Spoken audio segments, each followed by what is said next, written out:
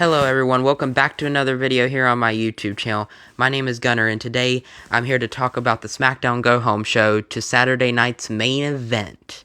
Let's get into it.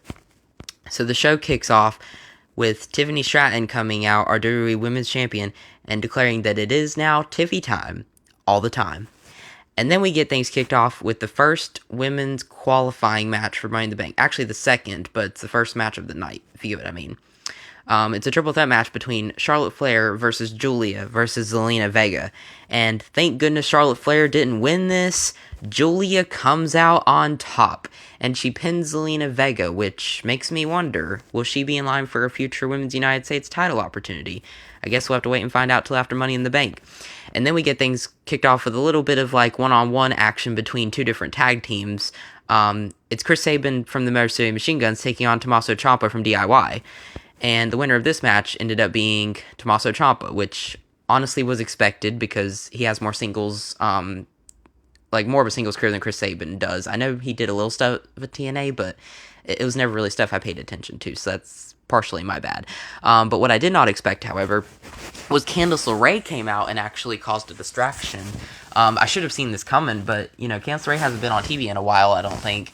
And she actually helped her boyfriend out, or maybe her husband in real life, I believe, Johnny Gargano, who just happens to be with Tommaso Ciampa right now. So it's kind of like they're reforming the Way, but they're also combining it with DIY. I kind of like it. It's interesting. Now we just need, Dexter Lumis left the Wyatt Sicks, then, we could bring him back into the mix too. And if Indy Hartwell came back to WWE. But we'll talk about Dexter Lumis again a little later, by the way. By the way, Tommaso Ciampa defeated Chris Sabin with the help of Candice LeRae. And then we had the Secret Harvest taking on the team of Michin and B-Fab. B-Fab and Michin actually got the win. And then later on in the night, it gets announced that Zelina Vega will be defending her Women's United States Championship against Chelsea Green in a rematch from the SmackDown After Mania. So that'll be interesting. And then next we had another tag team match. We got a lot of tag team matches tonight, by the way.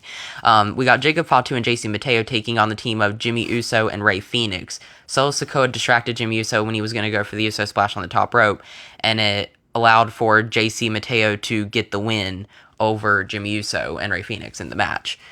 And then afterwards, this was interesting. Legado del Fantasma had a video package that implied they would be in action at Worlds Collide, and then it gets confirmed that they are going to be in a 6-man tag team match at the Worlds Collide show against 3 random guys from AAA who I don't know who they are, but I think we'll know very soon because they'll probably be showing up on NXT anytime now. And then R-Truth came out to the ring to do a promo, and he talked about his childhood hero John Cena and how the John Cena that attacked him at the press conference is not the same John Cena that he knows that used to call him a friend, and basically just stating the obvious. It's like, R-Truth's dumb, and he's basically just now realizing what we all knew this whole time. I love him, man. R-Truth's the best. And then we had the second qualifying match of the night, this time for the men, between LA Knight, Aleister Black, and Shinsuke Nakamura. This was one of those matches the whole time I was going in, I was thinking, well, LA Knight, if he wins this thing, he's winning the entire ladder match, in my opinion. He's a huge favorite to win the thing. Money in the Bank is literally in LA, and LA Knight, this is his third year that he could compete in it because he was in it the last 2 years, and he arguably should have won it in 2023, but he didn't, and so I feel like this is his time now because, the Money in the Bank symbolizes someone that's always like mid-card stuck, and he just lost the U.S. title, and then going up to the main event level. And I feel like that is something that could really help him out in his career.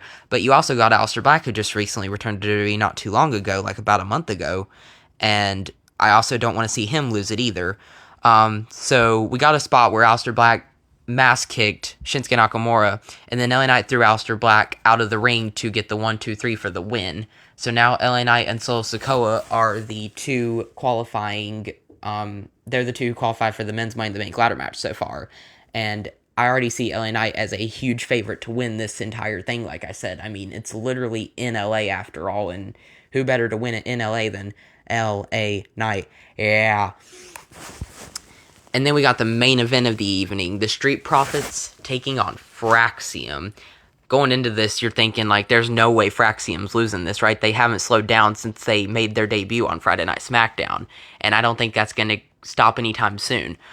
Well, the Street Profits kind of didn't lose, but they also didn't win either. It was a no contest.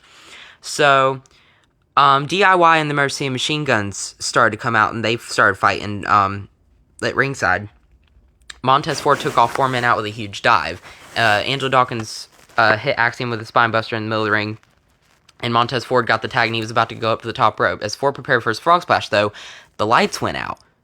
And then when they came back on, the Wyatt Sicks were in the ring. They took out everyone to make the match a no contest. Even with the dirty ending, this was a lot of fun to end the show. I agree with Bleacher Report here. Shout out to them, by the way, for letting me use this article. But, this match was crazy. I mean, Street Profits and Fraxine were going to put on like a 20-minute banger. It was an absolute instant classic for the making, that's for sure. And maybe not as good as the TLC match, the Triple Threat, because that was awesome too. But, man, this match at the ending was good. And not to mention the Wyatt Sicks came back to SmackDown. They came back to WWE television finally after such a long time being gone. But also they happened to come back on the anniversary of Bray Wyatt's birthday. Just perfection, man. R.I.P. Bray Wyatt. We miss you, man. This was awesome. And then the Wyatt Sicks celebrate in the ring, and there's a birthday cake in the ring as well, I think, to honor Bray Wyatt, which is just so cool, man. I really miss him. We all miss you, Bray Wyatt, but yeah. Uncle Howdy and the rest of the Wyatt Sicks stood tall at the end of the night, and that was how it closed the show. And then we also get confirmed next week 2 more qualifying matches for the Money in the Bank. I can't think off the top of my head who's in it now, but there'll be interesting action going on next week as well, so be prepared for that review.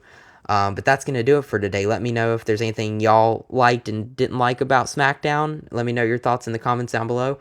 Like the video, please subscribe. I'm a little over 20 subscribers away from reaching my goal of 50, so it'd be greatly appreciated if you could hit that subscribe button. And that's going to do it for today. I love y'all. Take care. Peace out.